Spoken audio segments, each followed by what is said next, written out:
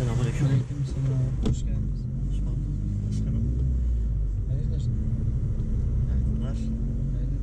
Nereye gidiyorsun? İbrahim'e. İbrahim'e gidiyorum. Evet. Müşteri çıkarın dedi. Olsa ekmek parası. Burası. Peki. Borç yok. Çok memnun Sağ oldum. olsun. Sağ ol. Allah razı olsun. Selam olsun. Çok selam söyleyin. Selam başkanım.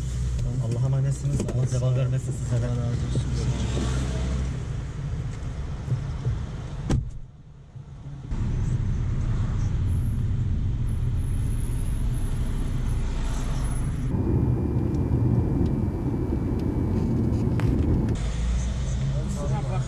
Estağfurullah.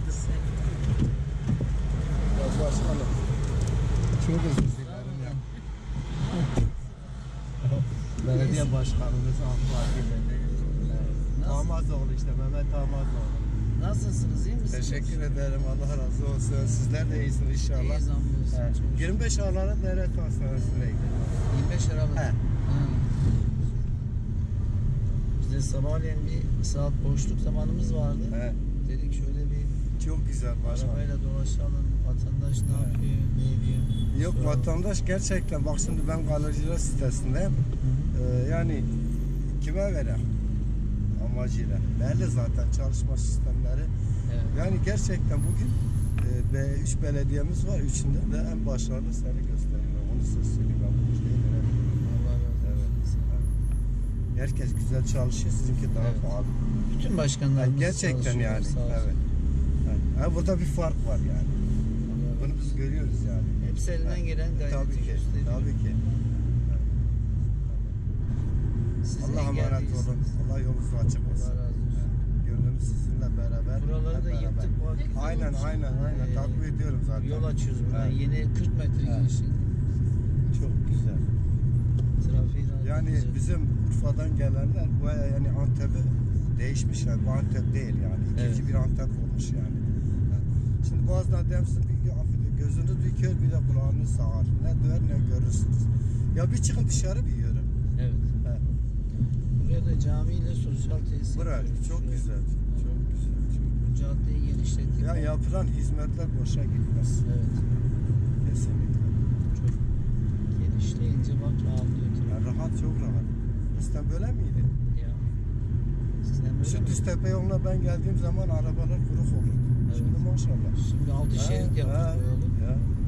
Biliyorum altı şerit. Çevre yolları, kavşaklar yapılan kavşaklar. Evet. Buna biz hepsini görüyoruz. Görüyoruz, Başkanım yüzünde söylemiyorum yani. Eyvallah. He, Allah emeğinizi de hiç etmesin. Amin.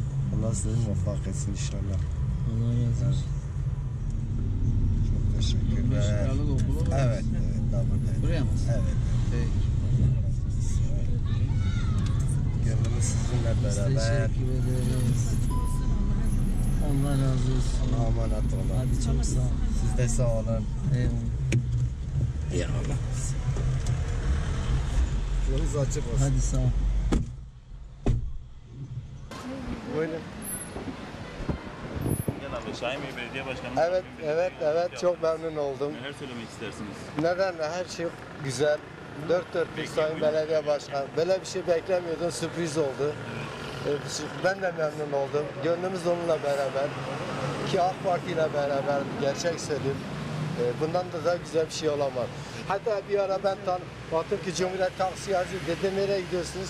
Ben afarladım. Gözlerim biraz arızalı olduğu için pek fazla şey göremedim. Ama şu anda gönlüm onunla beraber her zaman. Teşekkür ederim. Memnun oldum. Allah işi gücünü rast getirsin. Çok memnunuz. Bekliyor muydunuz böyle bir şey? Hiç beklemiyoruz. Çok sürpriz oldu. Çok güzel oldu. Allah razı olsun. Tanıyoruz. Daha önce görmüş ama sabah şey diyerekten pek çıkaramadım. Evet, Allah razı olsun. Allah razı olsun. Çok memnunum. Her şey için yani. Nasılsın? İyi Ha, misin? niyerek vallahi yardım aldık gidiyor. Nereye gideceksin? Düzdepe'ye, karakolun oraya. Karakolun oraya. Hı. Peki tamam. Hemen gidelim. Ya Allah. Bir bebekle orada çıkıksın, sen misin o? Nerede? Herhalde burada, Evet. uçakta. Evet. Var yanımda, her gün. işte Beylikdüz'deydik bak yolları genişlettik Diyorum güzel ne oldu. tatlı diyorum. Tarhana seresin, bulgur seresin diyorum. Gülüyor. Geldik bayrağımızı da salladık. Ha buradan da döneceğim Mehmet. Buradan sağa mı döneceğiz? Buradan sağa. Tam Karaburun sokağına çıkıyor. Şu aşağıya şu sokağa döneceğim. Ha şuraya. Nereye? Buraya. Ha şu asmalı ev. Ha şu. Ha şurası. Şimdi hocam rastgele. Allah hakkıdır incitmeye seni. Allah razı olsun. Ha burası. Ev sahibine dedim kapıyıcı dedim. Ne var küçük dedim. Kızlar yarıyor dedim ben yapamam dedim. Ya Allah. Vallahi beklemiyordum. İşi gücü rast gelsin. Allah razı olsun. Ellerinden öperik. Başkanlarımız sağ olsun. Muhtarlarımız. Hepsi de. Peki nereden geliyordunuz siz? Yardımdan. Hangi yardımdan? Belediye. Orada başkanımıza mı denk geldi? He, ona denk geldim. Aldı geldi. He, Peki ben neler onu. söylemek istersiniz? Daha başka bir şey ne söyleyeyim? İşi gücü rast gelsin. Dünyalar durduk da dursun. Başka bir şey de ne diyeyim oğlum? Sizin dışınız rast gelsin. Başka bir şey yok.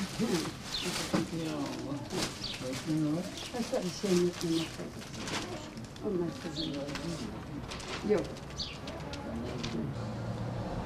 Evet, bu sabah Cumhuriyet Taksim'imizi ziyaret ettik. Oradaki taksicilerimizle hasbihal ettikten sonra oradan aldığımız taksiyle vatandaşlarımızı işlerine, gidecekleri yerlere bırakmak üzere çıktık. 3 tane müşteri çıktı. Onları da gidecekleri yerlere bıraktık. Onlarla hasbihal ettik. Onları dinledik.